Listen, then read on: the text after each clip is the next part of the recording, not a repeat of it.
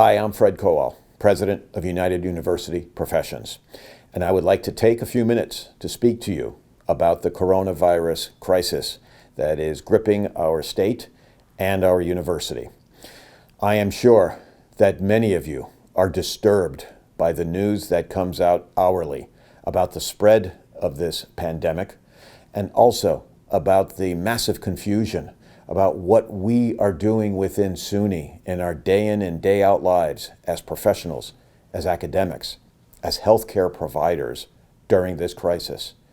What I'd like to do is just to take a couple of minutes to let you know that your union is fighting hard to ensure that your professions are protected, that your rights are protected, and that your lives are protected. Every day, we have constant communications with SUNY's leadership about the issues that are arising because of the crisis and because of the governor's announcement just a couple days ago about the changes that will be taking place at all SUNY campuses over the next week or so. Those communications, those conversations with SUNY delve into the really vital issues having to do with, for instance, the conversion of teaching courses to online scenarios. I have taught online. I understand the workload that's involved. The issues related to that workload are going forward to SUNY. We're talking to them about this. We are talking to SUNY about the impact that the increased work will have on our adjunct faculty members. We're talking about the workload faced by our IT professionals in these scenarios.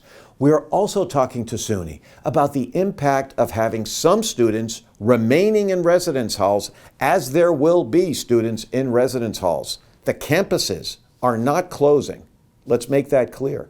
There will be students in residence halls, and that means our members who are residence hall directors will be in those buildings, making sure that those students' lives go forward productively and in health. That means that we have to make sure that there are protocols developed to protect our members in those residence halls, in clinics, on campuses, in all of the different student services offices that exist at every SUNY campus. We've got to protect those members. These are the kind of issues, and so many more, that we are bringing to SUNY for constant conversations, for labor management discussions, to ensure we protect our members. As your president, I am getting a constant stream of emails from members and from chapter leaders about what's happening at every campus in SUNY. We are using that information in our conversations with SUNY, but also with the Governor's Office of Employee Relations. Through the course of those conversations, we are working on efforts to make sure that your opportunity to take leave, taking days off, if you are in quarantine situation, mandatory quarantine, or in potential quarantine, protective quarantine. If you're in those circumstances, how much leave will you be granted with pay and not charging you any kind of sick leave or otherwise?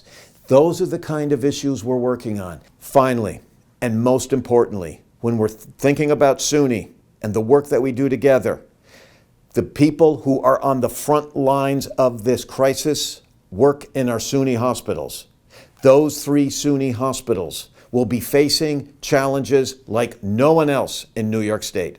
They will be dealing with sick patients, patients who need to be dealt with to be healed and make well should they be treated for COVID-19 or any other ailment. The pressures, the strain, and the risks that our members at the SUNY hospitals are facing cannot be put into words. But we are going forward to SUNY and to GOER to ensure that our members at the hospitals are protected. We are also making sure that everyone in state government understands that this is why investing in our state SUNY hospitals is a necessity. Because when you have a crisis like this, those hospitals are the front line. I want to make this clear. We want to be the source of information for you.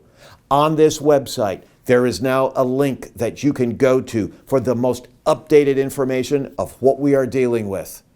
Also, every week, I will be putting out another video message like this that will get into specifics about the evolving situation and how we are working with the state to protect you in your workplace, and also whether that is protecting you in terms of your health or in your professional rights that we have negotiated over the years in our contracts.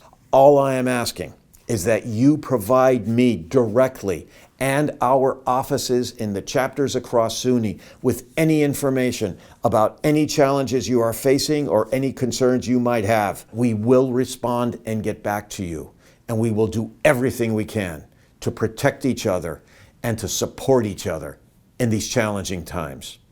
Thank you for all the work that you do on behalf of our communities and on behalf of each other. Let's stay strong, and please stay well.